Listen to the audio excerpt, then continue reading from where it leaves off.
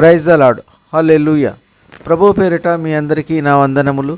ఈ దినమునకు ఏర్పాటు చేయబడిన వాక్య భాగము పరిశుద్ధ గ్రంథము నుండి కీర్తనల గ్రంథము 14వ అధ్యాయము 1వ వచనం.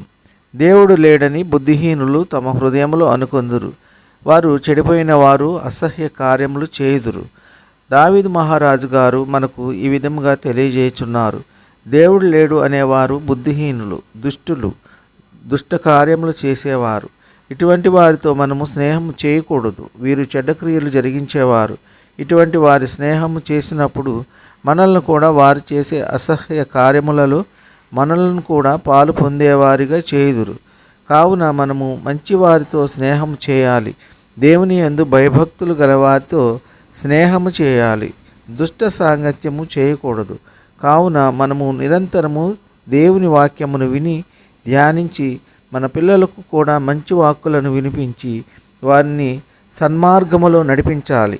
మనం ఎప్పుడు నీతిగా యథార్థముగా దేవుని భయభక్తులు కలిగి ఉంటామో మన కుటుంబము కూడా యథార్థత కలిగి ఉంటారు. ఈ కొద్ది మాటలు దేవుడు దీవించునుగాక. ఆమెన్. ప్రార్థన. కృపా సత్య సంపూర్ణుడా, మీ ఘనమైన ఉన్నతమైన నామమును బట్టి వేలాది వందనాలు స్తుతులు చెల్లించున్నాము తండ్రి. అయ్యా, మీరు గొప్ప దేవుడవు, శక్తివంతుడవు, సర్వాధికారివి. మీకు వందనాలు స్తుతులు చెల్లించున్నాము తండ్రి.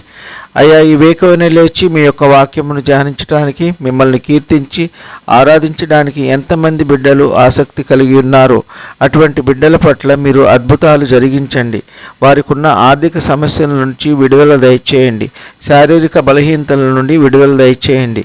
వారు ఆశించిన ప్రతిఫలము వారికి దొరికేలా మీ కృప ఉంచండి.